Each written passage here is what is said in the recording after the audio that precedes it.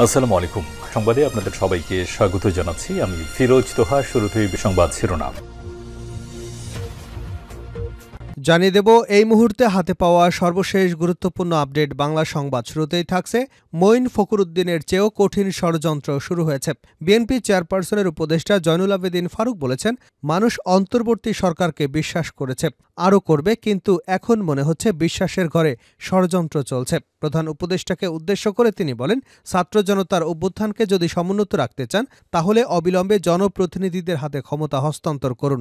দেশে ইতিমধ্যেই মঈন ফখরুদ্দিনের চাইতেও কঠিন ষড়যন্ত্র শুরু হয়েছে। এই ষড়যন্ত্র আপনাকে রুখতে হবে। জনগণ ভোট দেওয়ার জন্য প্রস্তুত রয়েছে, অপেক্ষা কেবল তারিখের। এবারে জানাবো ৯৯৩ কোটি টাকা আত্মসাৎ, এস আলমের ছেলেসহ ৫৪ জনের নামে মামলার অনুমোদন।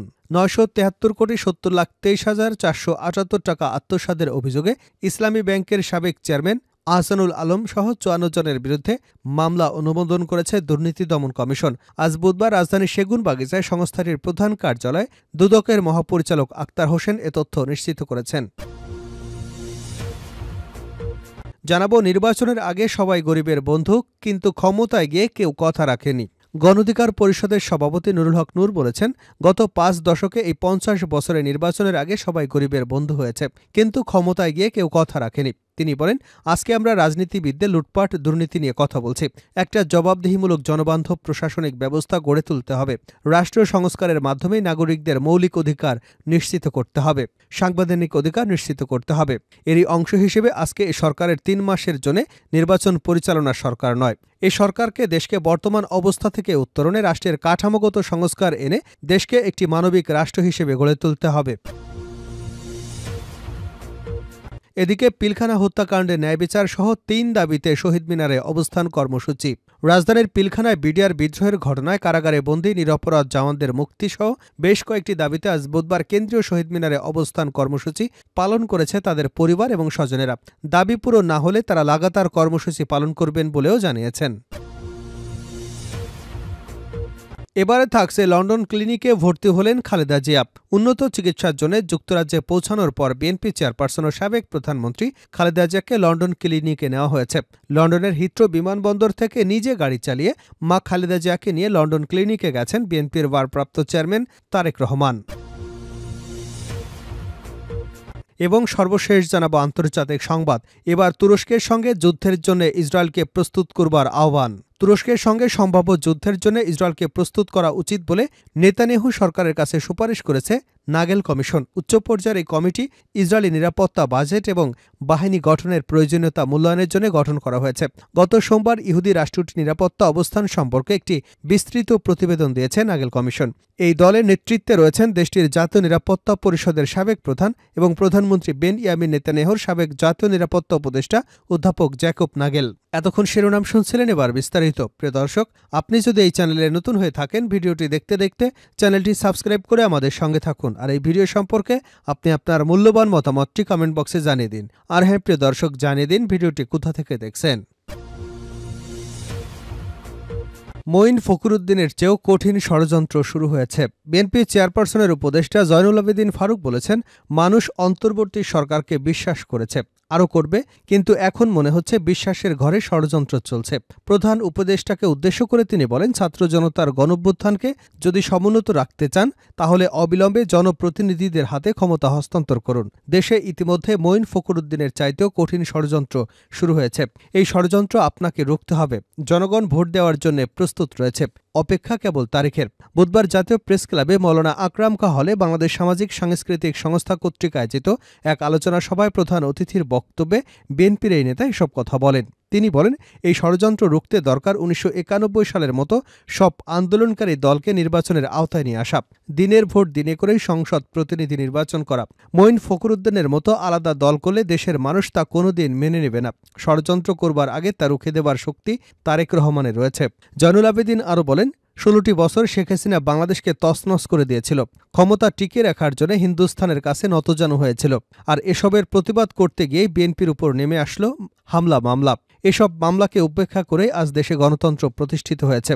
জয়নুল আবেদিন ফারুক আরও বলেন, ৫০ বছরেও নাকি রাজনীতিবিদরা সংস্কার করতে পারেনি। বর্তমান প্রয়োজন রোজার আগে সমস্ত আওয়ামী সিন্ডিকেটকে আইনের আওতায় নিয়ে আসা।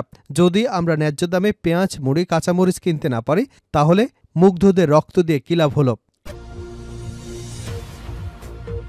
৯৯৩ কোটি টাকা আত্মসাৎ, এসআলমের ছেলেসহ ৫৪ জনের নামে মামলার অনুমোদন।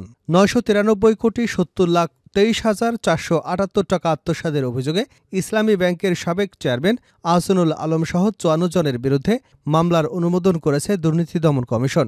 বুধবার রাজধানীর সেগুনবাগিচায় সংস্থাটির প্রধান কার্যালয়ে দুদকের মহাপরিচালক আক্তার হোসেন এ তথ্য নিশ্চিত করেছেন। এ সময় দুদকের মহাপরিচালক বলেন, জালিয়াতের মাধ্যমে চট্টগ্রামে ইসলামী ব্যাংক বাংলাদেশের জুবলি শাখা থেকে ২০২৪ সালের ১০ অক্টোবর ভিত্তিক অনাদায়ী ডিলের মূল দায় ৯৯৩ কোটি ৭০,২৩,৪৭৮ টাকা আত্মসাদে বিনিয়োগ করে অর্থের উৎস গোপন করবার উদ্দেশ্যে মানি লন্ডারিং করা হয়েছে। তিনি আরও বলেন, আসামিদের বিরুদ্ধে দণ্ডবিধির ৪০৯, ৪২০, ৪৬৭, ৪৬৮, ৪৭১, ৪৭৭ ক, ১০৯ তৎসহ দুর্নীতি প্রতিরোধ আইনের ১৯৪৭-এর ৫২ বাংলাদেশ এবং মানি লন্ডারিং প্রতিরোধ আইন ২০১২-এর ৪-২ ধারায় অভিযোগ আনা হয়েছে। নির্বাচনের আগে সবাই গরিবের বন্ধু, ক্ষমতায় গিয়ে কেউ কথা রাখেনি। গণ অধিকার পরিষদের সভাপতি নুরুল হক বলেছেন, গত ৫ দশকে ৫০ বছরে নির্বাচনের আগে সবাই গরিবের বন্ধু হয়েছে, কিন্তু ক্ষমতায় গিয়ে কেউ কথা রাখেনি। তিনি বলেন, আজকে আমরা রাজনীতিবিদদের লুটপাট, দুর্নীতি নিয়ে কথা বলছি। একটা জবাবদিহিমূলক জনবান্ধব প্রশাসনিক ব্যবস্থা গড়ে তুলতে হবে। রাষ্ট্র সংস্কারের মাধ্যমে নাগরিকদের মৌলিক অধিকার নিশ্চিত করতে হবে, সাংবিধানিক অধিকার নিশ্চিত করতে হবে। এরই অংশ হিসেবে আজকে এ সরকার ৩ মাসের জন্য নির্বাচন পরিচালনার সরকার নয়। এ সরকার দেশকে বর্তমান অবস্থা থেকে উত্তরণে রাষ্ট্রের কাঠামোগত সংস্কার এনে দেশকে একটি মানবিক রাষ্ট্র হিসেবে গড়ে তুলবে। বুধবার বিকাল ৪:৩০টায় মুন্সিগঞ্জ সিরাজদি খান জেলা পরিষদ হলরুমে শীতবস্ত্র বিতরণ ও আলোচনা সভায় প্রধান অতিথির বক্তব্যে তিনি এসব কথা বলেন। নুরুল হক নূর বলেন, যদি লুটপাটকারীরা ক্ষমতায় আসে, এমপি মন্ত্রী হয়, উপজেলা চেয়ারম্যান, ইউপি চেয়ারম্যান হয়, তাহলে কিন্তু এই পরিস্থিতির আর বদল হবে না। সেই জায়গায় ছেড়ে আমাদের আহ্বান থাকবে, আমরা একটি গণতন্ত্রী সহনশীল বাংলাদেশ বিনির্মাণে এখন সময় এসেছে। সঠিক প্রার্থীকে ভোট দিয়ে আপনারা নির্বাচিত করুন, জাতীয় নির্বাচনে, স্থানীয় নির্বাচনে। পিলখানা হত্যাকাণ্ডে ন্যায় বিচার সহ ৩ দফা দাবিতে শহীদ মিনারে অবস্থান কর্মসূচি। রাজধানীর পিলখানায় বিডিআর বিদ্রোহের ঘটনায় কারাগারে বন্দী নিরপরাধ জওয়ানদের মুক্তিসহ বেশ কয়েকটি দাবিতে আজ বুধবার কেন্দ্রীয় শহীদ মিনারে অবস্থান কর্মসূচি পালন করেছে তাদের পরিবার ও স্বজনেরা। দাবি পুরো না হলে তারা লাগাতার কর্মসূচি পালন করবেন বলে জানিয়েছেন প্রত্যক্ষদর্শী এবং পুলিশ সূত্র জানায়, পিলখানা বিডিআর বিদ্রোহের ঘটনায় বিডিআরের কারাবন্দী এবং চাকরিচ্যুত জওয়ানদের পরিবারের সদস্যরা দুপুর 12:30টার দিকে শহীদ মিনারে জড়ো হন। এরপর তারা সেখান থেকে যমুনার উদ্দেশ্যে পদযাত্রা শুরু করেন। শাহবাগে এলে তারা পুলিশের বাধার মুখে পড়েন। বাধা পেয়ে তারা চারুকলা ইনস্টিটিউটের সামনে অবস্থান নেন। বিকেল 5টার দিকে তারা সেখানে কেন্দ্রীয় শহীদ মিনারে গিয়ে অবস্থান নেন। এ সময় তারা দাবি আদায়ে বক্তব্য দেন। অন্য দাবিগুলো হলো, চাকরিচ্যুত বিডিআর সদস্যদের চাকুরিতে পুনর্বহাল করতে হবে, আর যাদের চাকুরির বয়স পার হয়ে গেছে তাদের পুনর্বাসন করতে হবে। চাকুরিচ্যুত বিডিআরদের এক সদস্যদের আত্মীয় আলামিন আজ সন্ধ্যায় বলেন, দাবি আদায়ে আজ তারা সারা রাত কেন্দ্রীয় শহীদ মিনারে অবস্থান কর্মসূচি পালন করবেন। দাবি পূরণ না হলে তারা লাগাতার কর্মসূচি পালন করবেন।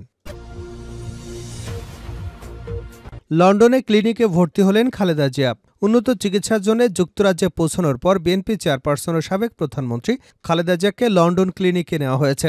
লন্ডনের হিথ্রো বিমানবন্দর থেকে নিজ গাড়িয়ে চালিয়ে মা খালেদা জিয়াকে লন্ডনের ক্লিনিকে নিয়ে গেছেন বিএনপির ভারপ্রাপ্ত চেয়ারম্যান তারেক রহমান। বুধবার স্থানীয় সময় সকাল 8:59 বিএনপি চেয়ারপারসনকে বহনকারী এয়ার অ্যাম্বুলেন্স লন্ডনের হিথ্রো আন্তর্জাতিক বিমানবন্দরে অবতরণ করে। এরপর যখন হুইলচেয়ারে করে মা খালেদা জিয়া সেলের কাছে এলেন, সঙ্গে সঙ্গে জড়িয়ে ধরে স্বাগত জানান। মুহূর্তেই সেখানে আবেগঘন মধুর পরিবেশ সৃষ্টি হয়। মাকে জড়িয়ে ধরতে পারার অধিকার থেকে বঞ্চিত থাকার দুঃখ হয়তো ক্ষণিকের জন্য ভুলে গিয়েছিলেন তিনি। এছাড়া যুক্তরাজ্য বিএনপির সভাপতি এম এ খালেক এবং সাধারণ সম্পাদক কায়সার আহমেদ উপস্থিত ছিলেন। এ সময় বিমানবন্দরের বাইরে উপস্থিত নেতাকর্মীরা খালেদা জিয়াকে লন্ডনে স্বাগত জানিয়ে বিভিন্ন স্লোগান দেন। বিএনপি চেয়ারপারসনের মিডিয়া উইংয়ের কর্মকর্তা শামসুজ্জামান দিদার এ তথ্য নিশ্চিত করে বলেন, লন্ডনে পৌঁছানোর পর হিথ্রো বিমানবন্দর থেকে বিএনপি চেয়ারপারসন খালেদা জিয়াকে হাসপাতালে নেওয়া হয়েছে।